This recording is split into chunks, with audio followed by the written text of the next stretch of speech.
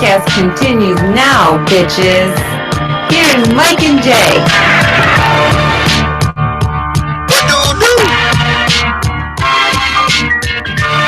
Right. Tell you what dude did. What did dude do? Dude hit the one thing on the Google Hangout you're not supposed to hit when you're in the middle of a hangout. Don't beat yourself up, Jay. Could have happened to anyone. It happened to you this time. I mean, as far as like in the big moment, who fumbled the ball at the goal line. Yeah. This time it happened to be you. But, you know, it could happen to anybody. I mean, I misinterpreted the stop broadcast button. Yeah, it said clearly stop broadcast. It did. Jay felt like, I read that broadcast. I read that as we're stopped, and I want to start that again. Yeah. But Remember I was wrong. Remember the Cowboys player in the Super Bowl when he was wide open in the back of the end zone? Throw was made and it hit him right in the hands and then it dropped. Remember that? I was thinking Leon Lett running with the ball after the fumble. Don Beebe, sure. Yeah, it happens. I got BB'd. Yeah. Who was the Browns running back? Going just a game or two. Number 44 maybe? Yeah. Going into the end zone in the Broncos Biner? game. Biner, yeah, Biner. It was a Biner moment, but whatever. We'll recover. We're back. Famous fumbles. I've probably dropped the ball on a few things here. I'm looking at things. The clock's going. Looks like the overlay is on our Google Hangout. Yeah, YouTube part 2. Show 563 part 2 is going. I mean, I don't know what you want. Yeah, it's going now. It's clearly marked as part 2. It's going. Part 2. Anyway, welcome back to the show, everybody. We made contact with Big E. Should we call Big E before we lose contact with him? I guess. Just really quickly. I just heard a collective groan from our listeners. But yeah, I thought I heard that too. But what are you going to do? We should check it with him. We're paying him to be out there. See what that son of a bitch is doing first thing in the morning in San Francisco. Hello. Is this the son of a bitch? It is. Well. How are you, sir? Well. I'm doing quite well. Right in there. Good. What's up? What you got going? I'm actually chilling here by AT&T Park because I want to go do a tour of that. And it appears that I have stumbled upon a Proops Park. It's right by it. Wow. Oh, yeah. What luck. So that's kind of... Well, that's... What's up? I know. That's fitting. Yeah, it's National Pet Day, so there's probably a lot of people out there. Yeah. Yep. Gotcha.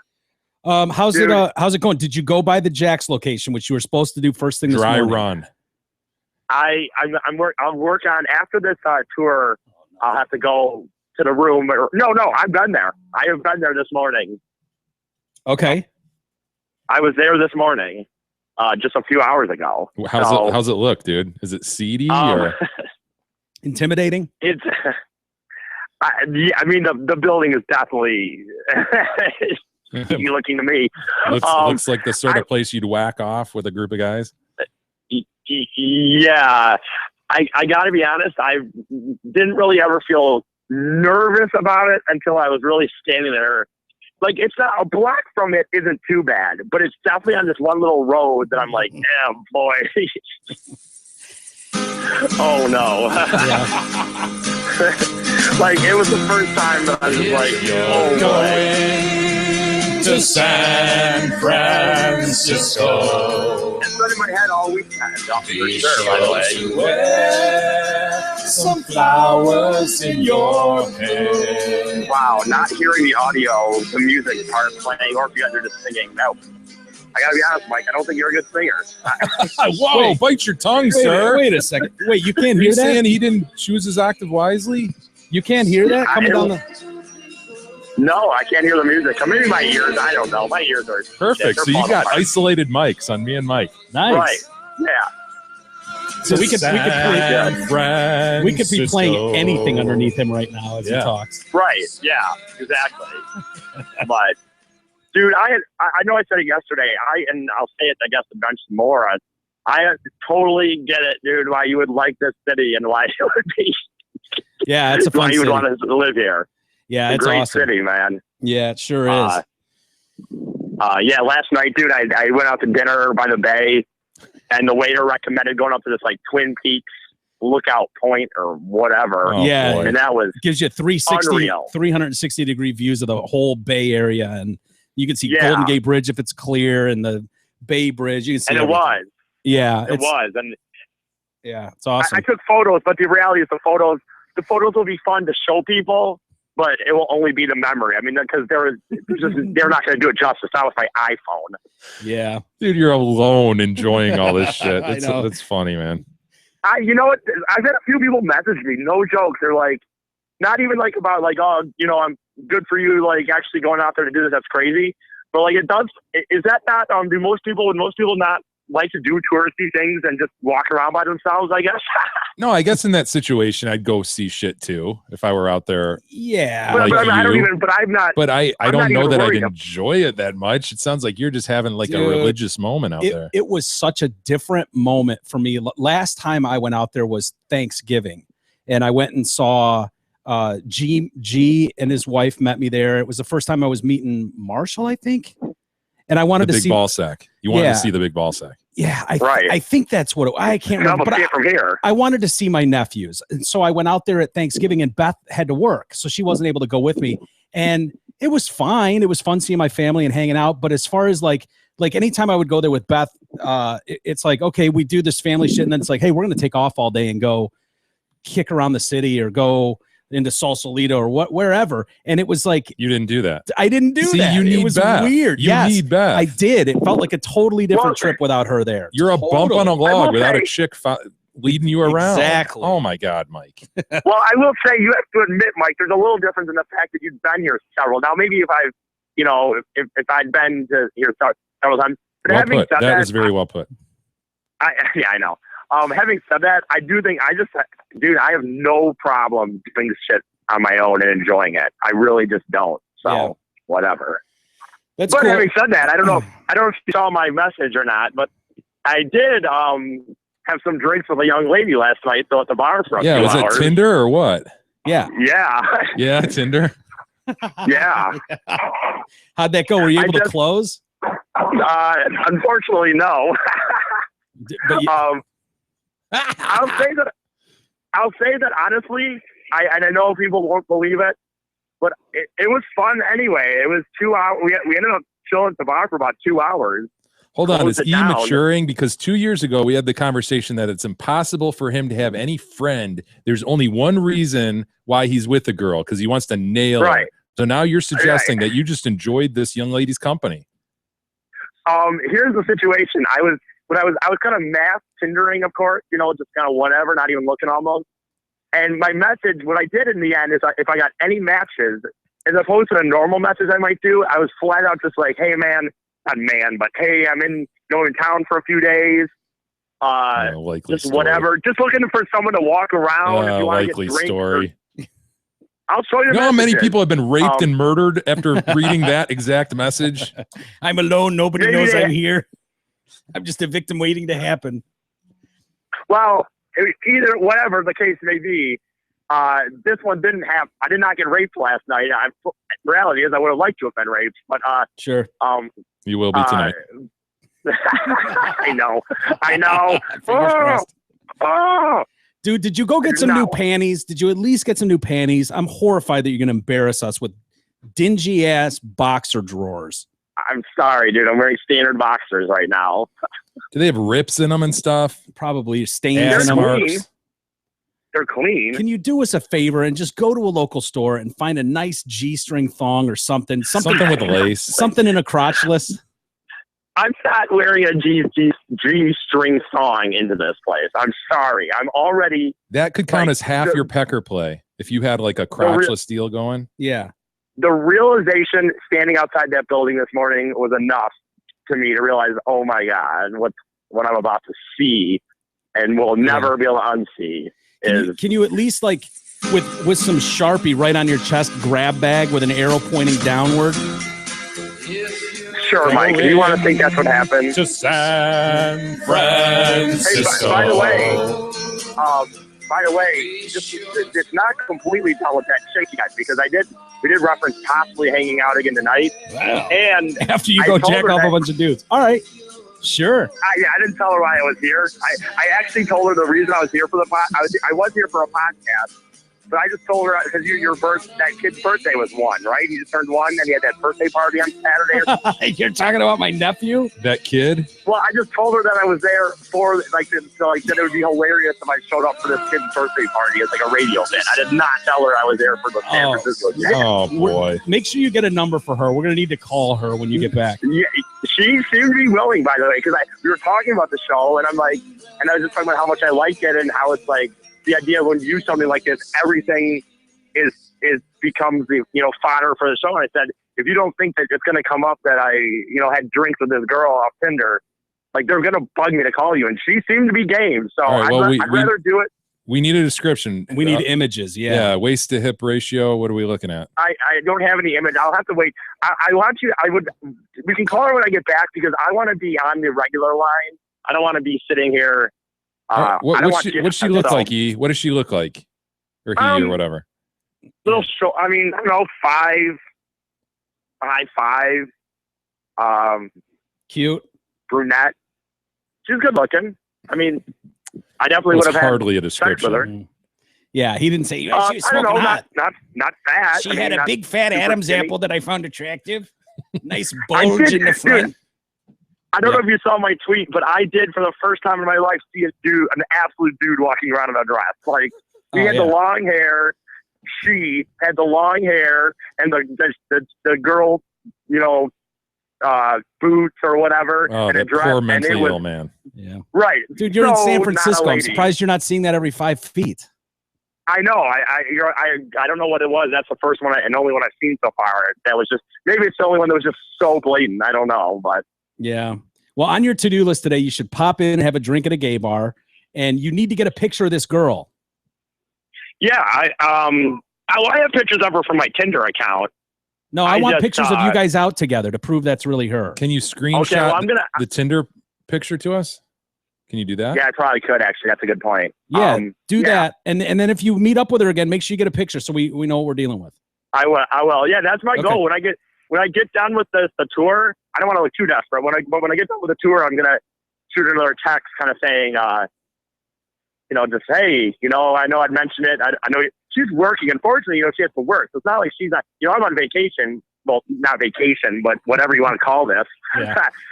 And I don't have to wake up, quote unquote, in the morning. Although I have a flight tomorrow, obviously. Yeah. But like last night, so she's on like if you were working Monday to Friday, you might not be able. Are you blaming I'm coming up hoping- dry on the fact that she had to work? Yeah. You're E, No, dude. Blame no. it on that. No, I really wish. There's a few things looking back on it that maybe I wish I would have done differently. But I will say Not I open your truly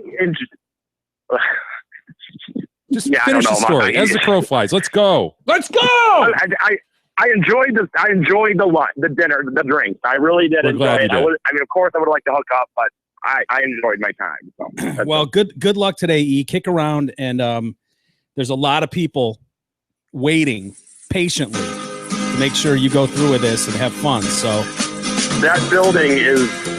When you see the video, I'm gonna put the video together. Francisco. all right, buddy. Well, I'm going to put the video together here pretty soon. I don't know exactly when it'll be up because I'll probably after the tour, but there is a video of me kind of the journey from the hotel to the building itself. Nice. Can't wait to see it. E. we'll send it to us, E. All right, buddy. We'll talk to you Godspeed, later. sir. Godspeed. All right, See you, pal. see ya. Bye bye.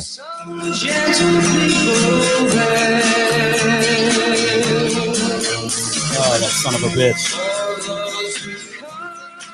He's having too much fun. Yeah. Well, he's done his thing. He's there. He went. He scouted it. That's all we could ask for him at this point. Everything's set up perfectly. Yeah. Anyway, back to the show. Felt it was in our best. We paid a lot of money to send him out there. We should call him. Oh, we should mention Zot Ford too, who also sponsored this little business trip of E's. Catch him at I-75 as exit 98. Yes. Thank you to those fine folks. Donald Trump. Boy, you hear him pissing and moaning. Oh, he is pissing him This off. He morning. doesn't like the rules, does he? No, he's one of the Republican elites that his supporters know they're being disenfranchised over some of the shenanigans. He's calling them crooked shenanigans. I Well, like that. is it shenaniganery? Shenaniganery? Is that a word, Mike? Shenaniganery? I don't think so. I think it's just straight shenanigans. Is that what's going on here? Because By my reading, it looks like Cruz just went in and swooped up a bunch of delegates in Colorado per the rules. I don't know that I'm ready to necessarily and willing to just declare that wool is being pulled, or shenanigans for that matter. But there does seem to be a little tomfoolery going on of sorts. I don't know that I'm crazy about this. The whole game of it doesn't mean it's illegal. Doesn't mean it's not done. Doesn't mean it's right either. That's kind of how it's I very feel about it. eye-opening to see the rules of these various states in terms of how they assign their delegates and how the delegate system really works. In these primaries, because I think usually, what is it? Every state can do different rules. Yeah, every state has a different thing, man. You know, some of them do the caucuses that we've seen, which I fucking hate the caucus idea. Some primaries, some are winner take all. Yeah, they'll have their own rules on how delegates are divvied. And frankly, none of us have really given a shit in the past because it's been so clear who the two contenders were going to be. Yeah. But if you think it's just well, we're going to vote throughout the country, and whoever gets the most votes wins. If you think that's the way it's done, you are sorely mistaken. Yeah. What I've never liked about caucuses is you get all these people in a room, and then if you don't get a certain percentage of the vote, they can talk amongst themselves and try and steal delegates. And so to me, I've never understood it. It's like if you have a guy that's really well spoken, like Jay's vote means exactly the same as Big E's vote in the grand scheme. But if you're on Team Cruz and Team Cruz has Jay representing them, who do you think's going to win out in a battle if Jay's the guy that's going to stand up to this group of people and speak openly and talk people over? Is E going to win that argument, or is Jay going to win that argument? And to me, it's like, what are we doing? Like, let the people that you're voting for talk their points, and then we go vote on it. Well, what's Why is interesting, this so hard? The Colorado process is what Trump is all up in arms right now about. And how many delegates was that? Do you know? You know what? I don't know. There was no vote. That's a big state, though. Colorado's, there's probably a lot. Yeah. So the way that the delegates were assigned, did you see how they did this? They had 10 seconds to convince people to elect them as a delegate. So they're all walking across the stage one at a time, going up to the microphone, making their spiel in 10 seconds. Yeah. And I guess people are sitting in the audience like, yeah, I'll take number 121 as a Cruz and this and that. I'm going to vote for 128 as a Trump, whatever. And then these votes happen, and that's the way the delegates are. And Cruz wins in a landslide, and nobody's voted for shit. Nobody's voted for a single person. But these and what's happening, what Trump's pissed off about is A, he doesn't understand the rules to all this. Well, that's A. And B is because he didn't understand the rules, he doesn't understand the power of having a ground game. You always hear that stupid phrase, you got to have a ground game. And his whole thing has been, I'm going to swoop into these places in my jet. Everybody's going to clap for me as I come to the airplane hangar. I'm going to do my speech, maybe go to a local hotel, and then I'm going to fly out to the next one. And he never left behind or implanted people on the ground to then work. And get word out and continue to churn and things like that. Right. So he never really had a quote ground game in Colorado, whereas Cruz understood the meaningful impact of that. Yeah. And so had people working it and ready for this process. So when it came time to walk across the stage and do your 10 seconds, the Cruz supporters had their ducks in a row. They had their elevator speech, for lack of a better term, ready. They go up to the microphone. Here's Ted Cruz. He's our guy because this, and this. Thank you. And then they're gone. And the Trump people get up there and they're like, build a wall. I want to build a wall. I guess we need to, Trump's going to, thank you, sir. That's your 10 seconds. And they're like, okay, vote for 153, Trump. And then walk away. And no, it's like you got all these blundering fools who are like, no, I'm voting for Trump, but I don't know how to say it. Right. It's a feeling. So America. People, anti-Trump people are like, well, these are the rules. What do you, don't blame them. This is the way it's done. And Trump's argument is, fuck you, I'm getting millions more votes than this asshole, and he keeps swooping in and stealing. That's the thing, delegates. is it plays into Trump's hand. While technically Cruz picked up these delegates, the narrative plays into Trump's hand because it just looks so unfair. It feels unfair. It does. And that's the whole thing. Everybody's on razor's edge as this Trump supporter, just waiting for the unfair, waiting for the declaration. I have been treated unfairly. We're going to a different spot. And all of a sudden, all those people leave the GOP. And the GOP is just wrecked without that support from Trump. Yeah. So we said it months ago, dude. I mean, when he declared, as long as I'm treated fairly, I'm going to stick with the GOP. Yeah. We said it immediately. Like, what scenario can we see where he loses the nomination, but still feels that he was treated fairly? There isn't one, man. Yeah. No, because he's not headed to a good spot. He's going to lean on I have more votes than most people, so that should make me the clear runner. And then you guys get behind me.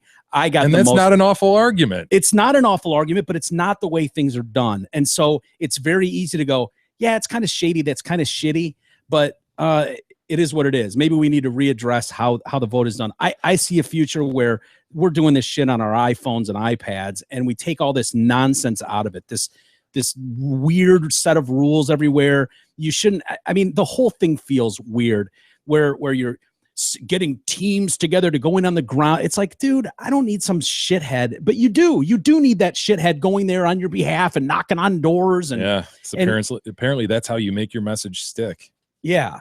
Which I don't know. And some of I guess there's a lot of shenanigans that go into this. When you see Louisiana, for instance, Trump wins Louisiana, big upset. He wasn't expected to win there.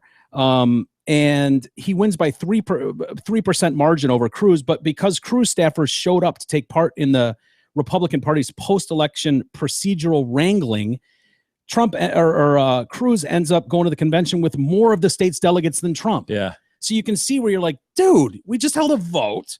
I won. And this asshole's walking away with more. Yeah. So you can see that's some foolery. Some foolery is going on. There's shenanigans going on. I guess it's not uncommon to offer people vacations for their delegates. Yeah, that was Trump's big thing today. And Jeffrey Lord was on all morning with CNN. I love that guy, by the way. He's great, isn't he? He never takes it personal. Yeah. He just presents Trump's side of things. Yeah. And he just has a little smile on his face. He's just like, well, this. And the people get so mad at him and they want to attack him. And he's just like, well, here's what it is. Here's the facts. Here's the reality. He's very likable. Yeah. He's very likable. He was likable on our show.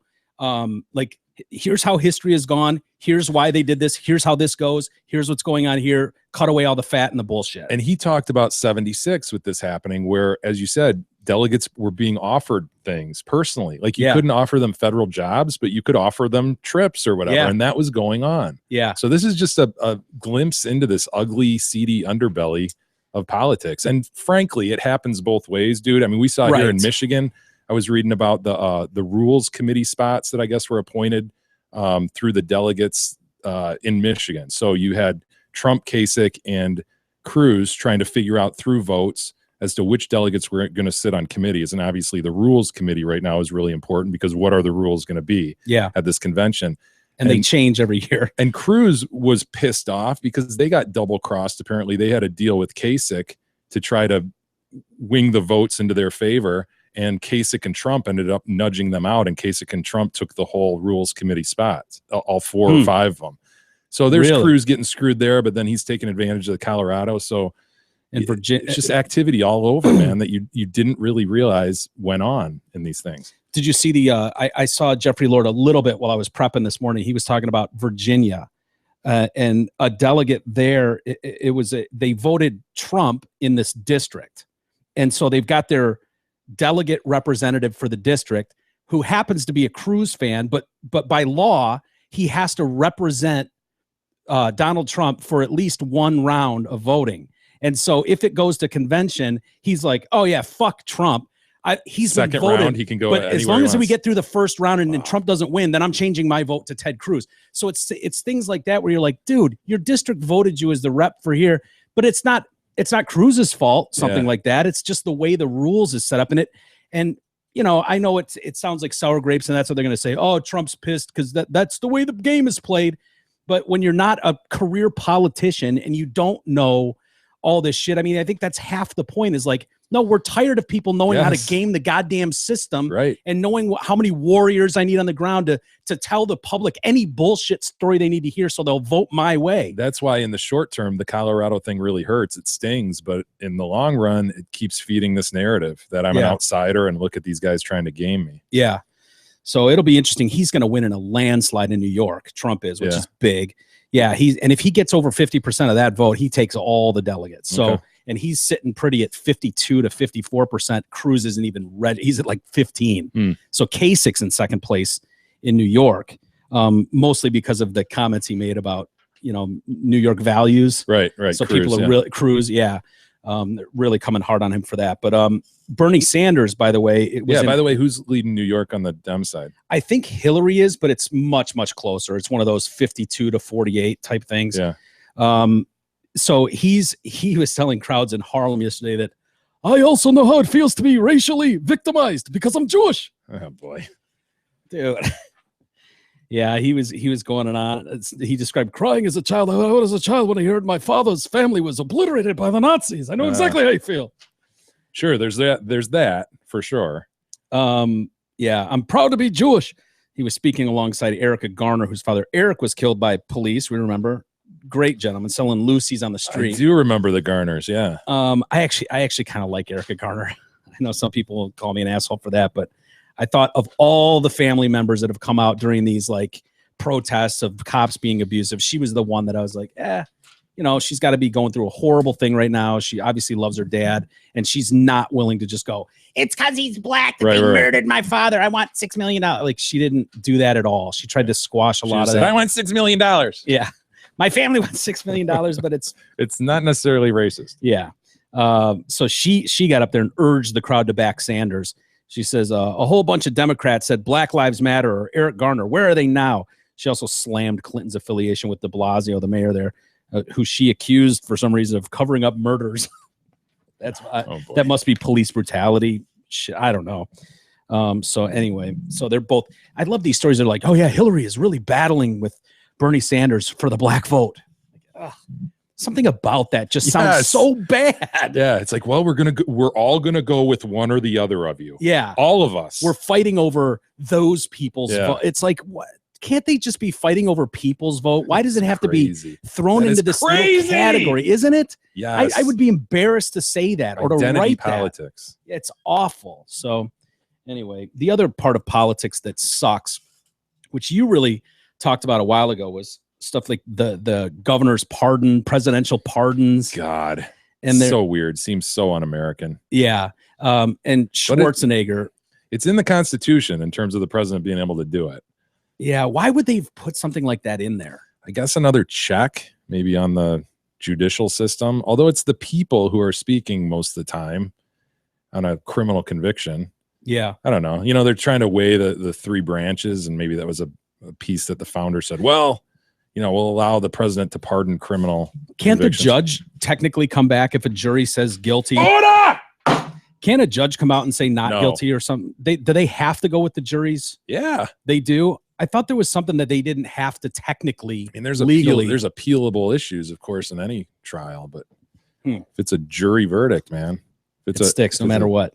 Well, Schwarzenegger, there's this son of a former California State Assembly speaker who has been freed from prison after his manslaughter sentence was dramatically reduced in 2011 by then leaving Governor Schwarzenegger. Esteban Nunez, he's a 27-year-old guy, son of Fabian Nunez, who was a political ally while Schwarzenegger was governor. He'll spend 3 years on parole. Nunez entered prison in June of 2010 to serve 16 years in the stabbing death of a college student, Luis Santos, in San Diego. On his last day in office, of course, Schwarzenegger commuted the sentence to 7 years. Nunez received credit for good behavior, was ultimately released after serving less than 6. Stop whining. So, Esteban Nunez, our son has paid his debt to society. He is committed to continuing the work of healing, self-reflection, and spiritual growth. You son of a bitch. Santos' mother, the dead kid's mother, had anticipated the early release. It makes you sick that something like this can happen and you have no power. She doesn't believe this young man is reformed at all. Prosecutor said Nunez and this guy, Ryan Jett, both armed with knives, acted together in this attack, killed unarmed Santos at San Diego State University. You lack discipline. In October 2008, the defendants had faced the possibility of life in prison if they went to trial and lost, so they struck a plea deal. And Fabian Nunez told the LA Times, the dad, told the LA Times that he used his relationship with the governor to help my own son, adding he would do it again. Okay. The Santos family sued to overturn the shortened sentence, but without success. A judge called the commutation repugnant but legal. Yes. An appeals court wrote in 2015 that backroom dealings were apparent, but upheld Schwarzenegger's power to reduce the sentence. Schwarzenegger said at the time that he acted because He thought the sentence was excessive, but he also acknowledged, I was also helping a buddy of mine. Thanks for the tip. Yeah. Oh, that's just so weird. Yeah, that is. It pays to have powerful friends, I guess, is the takeaway, right? Makes you want to barf. There's how many hundreds of thousands of kids like that who just don't happen to have the famous dad, or not famous dad, but the powerful dad with the Who connection. knows the famous governor. God, yeah, man. Yeah. Hey, we got to tell you about our buddy David Helm. This segment's brought to you by Helm Law. Helm Law is a full-service law firm built on the model of providing the best legal service to its clients throughout Michigan. It represents clients in a wide range of cases, including family law and divorce, civil litigation, estate planning, and criminal defense. So whether you're leaving your children in the car or your spouse is refusing to put out, call Helm Law at 248-679-8804 or go online at helmlawpc.com. They offer free consultations, and if you tell them you support the show, you'll get 15% off. We've got quite a lengthy story here to tell you, Jay. Oh, man. Yeah. I don't like it. It's a really, really long article in the New Yorker magazine. Here's Motel by a guy named Gay Talese. And yeah, it's unbelievable. It really is. This guy, he says a married man, father of two. I know this guy who bought a 21-room motel near Denver many years ago in order to become the resident voyeur of the hotel. With the assistance of his wife, he cut rectangular holes measuring 6 by 14 inches in the ceilings of more than a dozen rooms. He then covered the openings with louvered aluminum screens that looked like ventilation grills, but were actually observation vents that allowed him, while he knelt in the attic to see his guests in the rooms below. He watched kneeling in the attic. He watched them for decades. No one ever knew. I first became aware of this man after receiving a handwritten special delivery letter without a signature dated January 7th, 1980 at my house in New York. It began, "Dear Mr. Talese, since learning of your long-awaited study of coast-to-coast sex in America, which will be included in your soon-to-be-published book, Thy Neighbor's Wife, I feel I have important information that I could contribute to its contents or to contents of a future book." He then described the motel and the reason for purchasing it. He explained that he had logged an accurate record of the majority of the individuals that I watched and compiled interesting stats on each, i.e. what was done, what was said, their individual characteristics, age, and body type. No, I wouldn't joke about that, Paul. What part of the country they came from, married couples traveling state to state, couples who aren't married but live together, wives who cheat, vice versa, all that stuff. He went on to say that although he had been wanting to tell a story, he was not talented enough as a writer and had fears of being discovered. He suggested I come to Colorado to inspect the hotel. So presently, I cannot reveal my identity because of my business interests, but it will all be revealed when you can assure me that the information would be held in complete confidence. You'd have to bite on that story, right? Yeah. As to whether my correspondent in Colorado was a deranged voyeur, Norman Bates, or, See, it could be worse. He could be Norman. Yeah. At least he's just whacking it. Yeah. So this guy ends up accepting his invitation. I decided to send him a note with my phone number proposing that we meet. 2 weeks later, he meets him at the airport in Denver. I spot a man holding out his hand and smiling. "Welcome to Denver," waving his hand. The note that I had mailed him. "My name is Gerald Foos," he says. He seemed in no way peculiar, in his mid-40s, around 6 feet tall, slightly overweight. After we exchanged courtesies, I accepted his invite to be a guest at his motel for a few days. "We'll put you in one of the rooms that doesn't provide me with viewing privileges." I think I would book my own room somewhere else at that point. He removed from his pocket a piece of paper. He wanted to sign a confidentiality thing, which this guy signed, saying that he wouldn't divulge until the right time, like who he was. As Foos drove us to the hotel, he took the opportunity to sketch out his story of his life for me. His parents had a farm. He described them as kind-hearted people who would do anything for him except discuss sex. Every morning, his mother got dressed in her closet. He never witnessed either of his parents exhibiting an interest in sex. And so being very curious, even as an early adolescent with all those farm animals around, how could you avoid thinking of sex? I looked beyond my home to learn what I could about people's private lives. So then he starts watching his aunt. Oh, boy. And he gets jealous when the uncle bangs her. Yeah. This guy's a mess. How many people like this are out there but don't go to a reporter about it? Right? Yeah, I know, right? I listened to this guy without comment, although I was surprised by his candor. I had known him for barely half an hour, and he was unburdening himself to me about his masturbatory fixations and the origins of his voyeurism. I do not recall meeting anyone who required less of me than he did. He told me that he was a virgin through high school. When he returned from the service, he started dating and soon married Donna. He made no secret of his voyeurism to Donna. Even before our marriage, I told her that This gave me a feeling of power. She seemed to understand, and Donna and most nurses are very open-minded. They've seen it all, and it takes a lot to shock a nurse. She even accompanied him sometimes up into the attic when he was checking down on people. We're getting close to the motel. He said he had chosen the single-story Manor House Motel on the site of his laboratory years earlier because it had a pitched roof high enough for him to walk upright across the attic floor, which would make it possible for him to realize his dream of creating a platform to veer into the guest rooms below. Have you ever stayed in like a non-commercial type motel? I have not. Well, I've stayed in bed and breakfasts. Yep, over the years, which totally could have been wired. Yeah.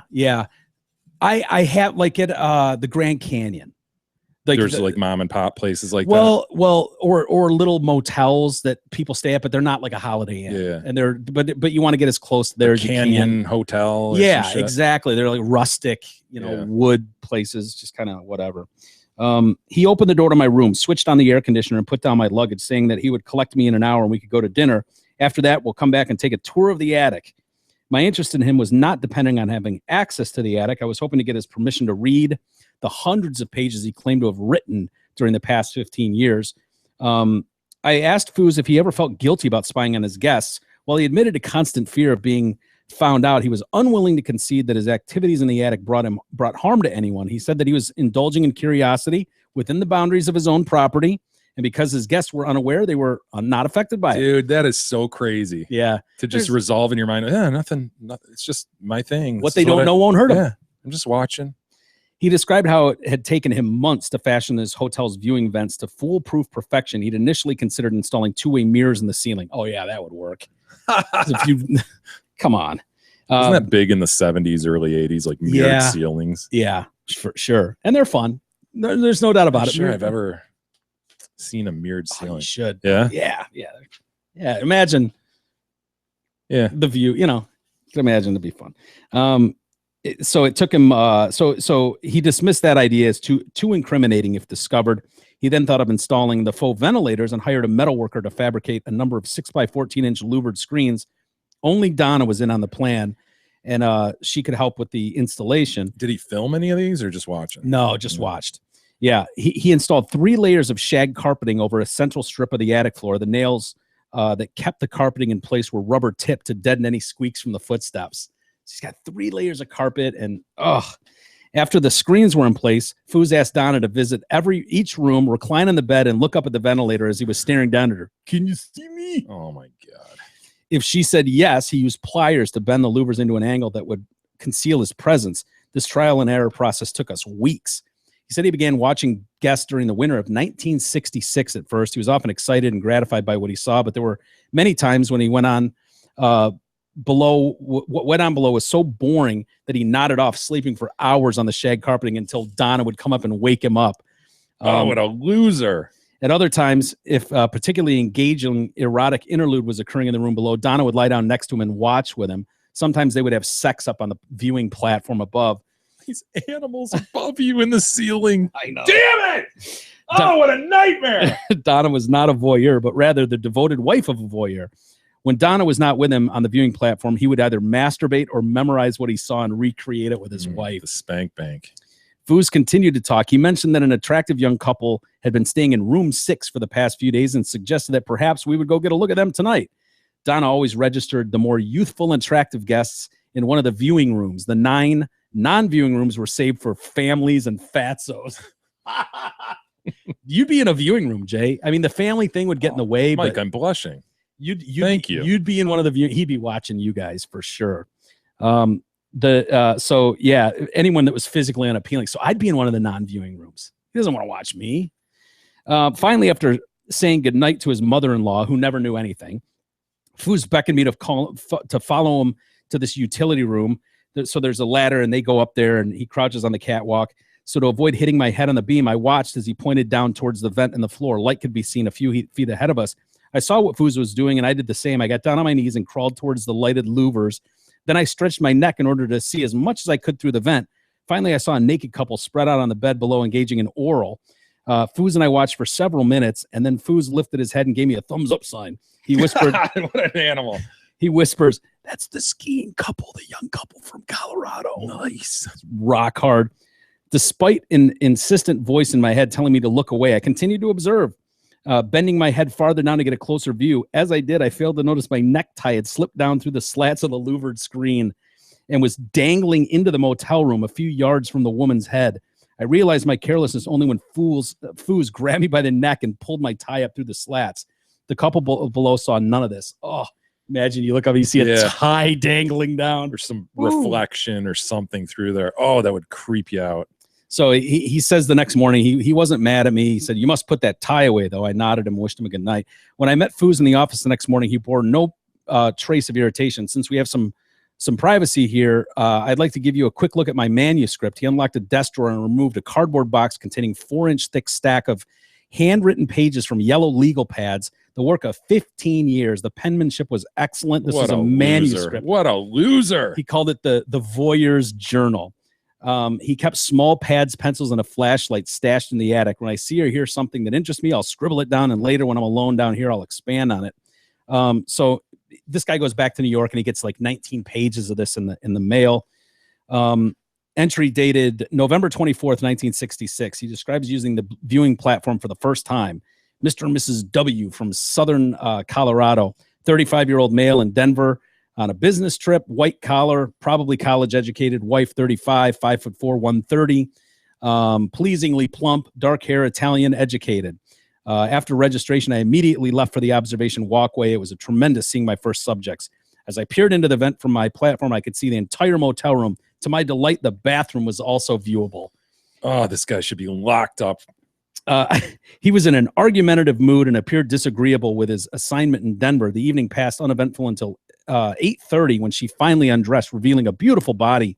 He appeared disinterested when she laid on the bed beside him, and he began smoking a cigarette, one after the other, and watching TV. Finally, after kissing and fondling her, he quickly gained a rod and entered her in the male superior position with little or no foreplay and no orgasm. The male superior position. Yeah, assuming missionary. Nice. So no foreplay. He orgasmed in seconds or minutes. She had no orgasm and went to the bathroom. Conclusion, they are not a happy couple. He is very ignorant of sexual procedure and foreplay despite his college education. This is very undistinguished beginning from my observation laboratory. He's getting pissed. Yeah, this dickhead in the attic could do much better. So yeah, he's got another one here. Another couple comes in. She removed her shoes and sprayed the interior of her shoes with some sort of deodorant. After the bath, she spent an hour preparing her hair and rollers and primping in front of the mirror. The next morning, I observed her giving him a blowjob to completion. Imagine how much of this guy's life he's spent up there just watching this. How boring most of it would be. Yeah, she spends an hour putting curlers in her hair, and you're just up there watching. Nice. He's got all kinds of people that came in, like it starts, this is going back to 67, 68. And so those early days, there was less like crazy shit going on. But then there's some people that are like into 3-ways that come in, a couple business guys with a chick. And, he saw a change over time, did he? Yes, he definitely did. One that he saw, they said Foos liked to strike up casual conversations with his subject after he'd observed them. If he discovered that a guest lived in the Denver area, he would sometimes follow the person home after checkout. Wow. This dude does need to be locked up. One was a middle-aged woman who checked into the hotel and with a well-dressed younger man. The woman mixed a drink, then removed her clothes. As they got it on the bed, the woman, the guy abruptly stopped. "I'm having difficulty making my car payment." She reached for her purse and handed him a $100 bill. He then returned his attention to her prone body. After satisfying her, he rebuffed her offer to reciprocate, and then relented. "I need an extra $50 to pay the bills." She gave him the money, and several minutes later, he just walked out the door. So Foos followed her to her car, saw her enter an apartment in the retirement complex. He watched through her kitchen window. She was in tears. Foos walked around the complex and asked a neighbor about the woman. He learned that her husband had been killed in Nam and her son was away at college. The tremendous sexual desire that some women of middle age express during these encounters is a definite tragedy. He saw the same gigolo come back to his hotel many times, a lot of times with dudes too. Yeah, it's crazy. He also back. Yeah. Oh, there was one guy that came in. He made note of guests whose behavior was weird or upsetting. This would be like the Big E checks in. He said the guy who secretly urinated in his date's bourbon.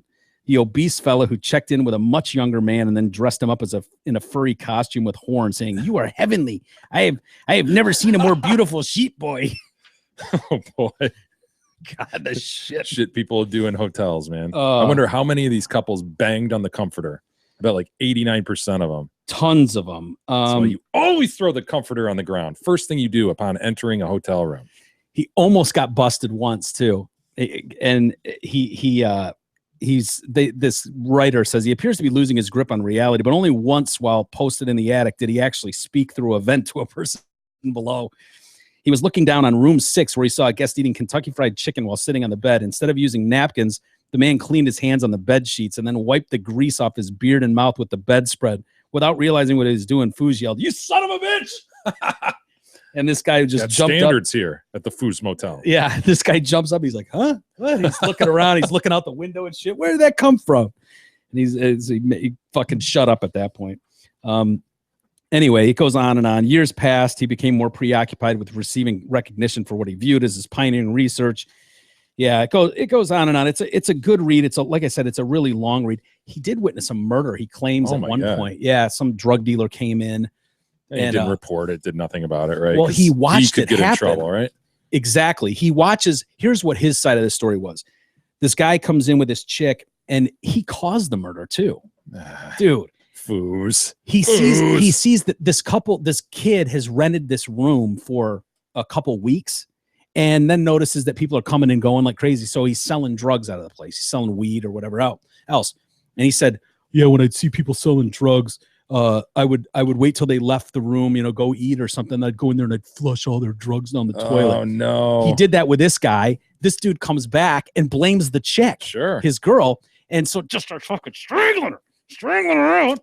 And strangles her and then leaves. The guy takes off and he's watching from above. He's like, "Shit, I can't report it. They're going to wonder how I saw this." Yeah, so just go about my day. So he claims, "Well, I could see that her chest was still moving. So she was still breathing technically. So I figured she'd be fine." The next morning, his wife, Donna, goes in there to clean the room and finds a dead woman laying on the floor. Never reported it. The cops came. They never... he just played dumb. Yeah. Wow. Apparently he claims they never found out who the murderer was. And this reporter's like, "Don't you feel like bad obligated at all? Like, dude, not only did family could be suffering, not knowing how the hell this happened. And not only did you sort of, did you not report it, but you sort of caused it. You went into this dude's room and flushed a bunch of drugs and then she got blamed and choked out for it." And he's like, "Yeah, I kind of feel bad about that." This reporter tried. A sociopath, man. Yeah. But he thinks he's out of the statute of limitations has gone away. The motel doesn't exist anymore, by the way. It was sold back in 95 or 2000 something, and it was torn down shortly thereafter for other reasons. They tried to turn it into clear out his little lair before he sold it? He did, and patched up all the holes and cleaned out all evidence. And he thinks statute of limitations is worn off, but he really leans on the fact that nobody knew I was there, so no harm, no foul. What a dick. Yeah. The Voyeur's Motel. It sounds like it'll be made into a book at some point, too. On the heels of the Erin Andrews case, where she gets awarded $55 million by a jury for a guy peeping through her front door. He mentions that in the article, too. And this guy thinks that guy deserves to pay every penny of that, which is weird, you'd think. But his point is, because he circulated it. Those people never knew I was in there. They still to this day don't know that I saw what I saw. I've never outed them. I never recorded anything because that would be, I could sink myself if they ever saw the tapes. So I just strictly observed for myself and would whack it. Oh, what a selfish freak. Yeah. God. So remember, if you're a young, attractive female teacher who's eager to brighten her students' future, or if you have been injured at the Fady Manor and are looking to cash in, call Helm Law at 248-679-8804 or go online at helmlawpc.com to set up your free consultation. Tell them you support the Detroit Cast. You'll get 15% off. Do we have any email, Jay? We do have some email, Mike. Funny you should ask. Larry writes in, "Hello, Podmen. Great show without E. With that in mind, try to get him an open mic night after the Jacks. He'd have material and could forever say it was his big night. I think he's on the cusp of staying there anyway. Win-win, Larry." Yeah, we'll have to get him out talking to the people after this. I'm sure we'll get a full rundown on the show, but As you said all along, man, this will be just a great fodder for him for the rest of his life. Yeah. He'll have an amazing story. Yeah. If Too he bad goes he won't through be with able it. to articulate it, but Yeah, true. But if he's got to go through with it. I know it sounds horrifying at the moment, but he's got to go through it, and then he's got a story forever. People will just laugh at it. But yeah, he has talked about it. Dude, I'm just gonna stay here. This place is rules. I'm like, yeah, but you're on vacation, dude. Of course it rules when you don't have to do anything. Right.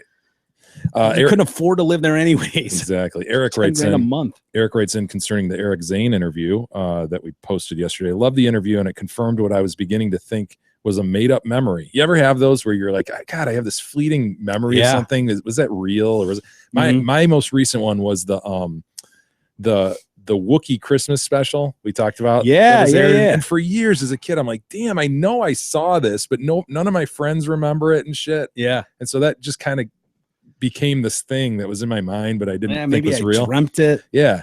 So that's what Eric's talking about. He says, I grew up in Bay City and listened to the Joe and the Poor Boys show until I moved to Metro Detroit in 97. I was bummed about losing that show, but quickly found Drew and Mike and realized there was an even better show out there.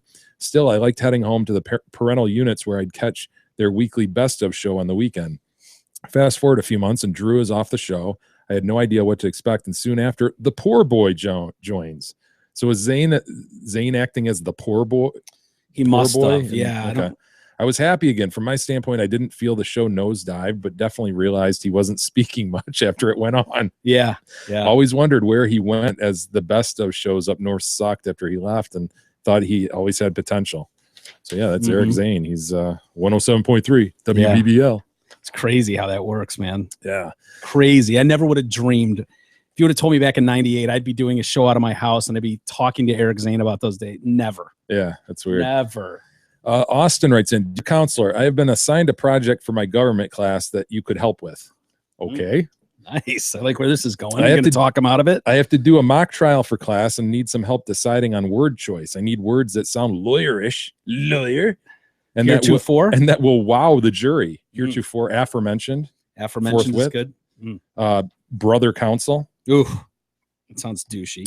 Also, I could use help in winning the case as it determines grade. If you can help me out, please email back. What do you want me to do, man? You want me to argue the case for you? Yeah. Give him some bullet points. Throw in brother counsel. Yep. So you're referring to your opponent as brother or sister counsel. What's the one we've talked about the last couple? Ad hominem. Ad hominem. Brother counsel has lodged myriad ad hominem attacks in this matter. Yeah. Throw that shit out there. Yeah. If you throw ad hominem attacks, what does that mean technically? It's like unprovoked. Yeah. Just personal attacks against me that were unprovoked. Mm-hmm. All roads need to be thoroughfares. I could see you being accused of ad hominem attacks. Well, I'm just saying. These things. Have you ever been accused? I was. I was. This one. Were you guilty of it? No. I had this opponent who was just a nutbag. And in fact, I kept a lot of his court filings just for fun, just as a souvenir. I had like a file. I still have it at home, I'm sure.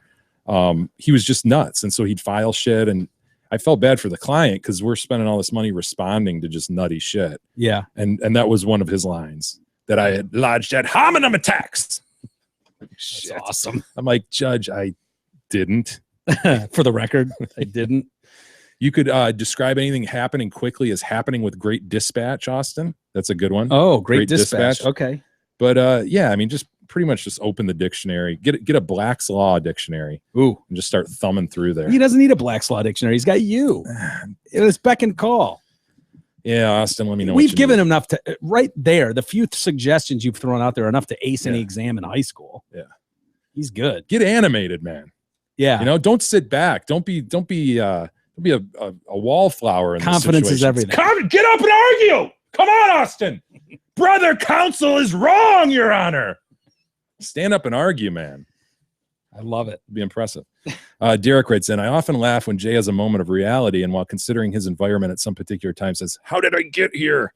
Well, I had to laugh when thinking that his job at the moment is to send his subordinate across the country to jack off with a room full of strange naked dudes. Yeah. All bullshitting about not being gay. And the best part is somehow he's going to fuck it up, meaning he'll fuck it up. Think about that. Eric will somehow fuck up jerking his dumb dick for a living. If that happens, then what? I hate to admit it, but I'm dying to hear about this. This is all so hysterical to me. Derek, neighbor to the north, neighbor with an O-U-R. I like it. Yeah, we're on pins and needles, just waiting to see what happens tonight. Yeah. I'm 50-50, dude. I half of me feels like, okay, what am I going to wake up to tomorrow where I'm on a phone call with a retard going, dude, no, you don't understand. Yeah. Like it didn't, like, no, it wasn't my fault. Like, Seriously, I don't want to hear it. I don't want to hear it. I totally tried. I swear to Dude. God. Yeah. Yeah. You don't want to hear dude. You want to hear, Oh my God, dude. It was fucking awesome. yeah. You want to hear, oh shit. Dude, I got to admit, it was way more fun than I thought. Me and Phil really got into a groove. And then Pete joined us. It was awesome. No butthole play my ass. My ass. Nobody indeed. even batted an eye. Kelly writes in, smug, slug, and tug. Just wanted to drop a line to say thank you for helping distract me while I was up in the air in a big metal tube. Went to Vegas this weekend to see both the GNR shows. Really? Are you kidding me? That's awesome. Kelly, it's badass. Made sure to save several episodes of the Detroit Cast so that I could have you guys with me to distract me because I hate flying. Also, be sure to make my thanks known with a donation. Ooh, the donation button on our website, DetroitCast.com. By the way, the shows were awesome, and I met Axl Rose back in 2012, and he is indeed far smaller than one would expect. Yeah. Remember that where you declared you thought he was like 6'2"? No Yeah. famous person is 6'2". They're all little wee guys. I know they are. I know. Why would Axl be an exception? I don't know. I just always thought he was bigger than. He's larger than life, Mike. Yeah, I guess I'd have to see him standing next to Duff, who's like 6'7". No, Duff is come huge. on. Look up Duff McKagan. He's like 6'5" at least. No way. Yes. How tall is? You'll get to D, and it'll say How tall is Duff McKagan. You know how Google grabs things as you Mhm. start, how tall is Kevin Hart, Bruno Mars, Cam Newton, Tom Cruise? I would think Tom Cruise would have been first, man. Yeah. Was he Duff 5'7", 5'6"? McKagan, 6'3". Duff McKagan. No. Your 6'7" That's bassist wrong. is 6'3". That's wrong. Are you talking about Michael Andrew Duff McKagan? Yes, Duff The McKagan American is musician and taller than- singer, songwriter, and author. He's Best taller known than for his 12-year 6'3". tenure as the bassist of the hard rock band Guns N' Roses. Is that who you're asking about? I am. 6'3", sir. Bullshit. Slash is 5'10", and little wee Axl is a mere 5'9". Really? Izzy's taller than you'd expect, 5'11". Really? See, you just look 6'3" looks tall when you're standing next to 5'9", doesn't it? Does. Yes. Yes, it does. Duff McKagan is taller than that. I think I've met Duff McKagan. He's taller than Like, that. I don't know what to tell you. It's on the The internet. Google machine is wrong. It's on the internet. The internet's been wrong before. Really. I need further. Say- I need more information. Let's save the rest for tomorrow Okay. as we wait with bated breath on E's business trip. How do we handle tomorrow? Because we'll know, but I want to kind of wait till E gets back the next day. Like he's flying home tomorrow while we're doing the show. Ooh. Do So we keep it under wraps? yeah, keep I don't want to do it everybody on the phone. I want to grill him in person, right? You can't just ignore what happened, though. Yeah, maybe we'll We get a have- teaser or something. Oh my God. We'll get an update from him tonight personally. Maybe we'll just tell you like whether it worked or not. We'll figure it out. I'll give you a clue on Twitter. Yeah. All right. Well, we made it, Jay. We got through a show just with us. Oh my God, it's not recording.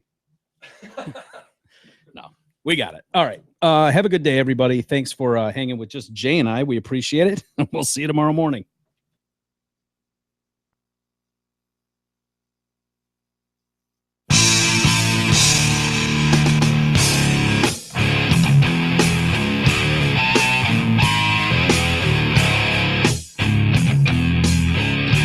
You've been listening to the Detroit Cast with your hosts, Mike and Jay. From all of us at Radio for One Studios, thank you for listening. And as always, thank you, Detroit. Listen to the guy, watch you grow.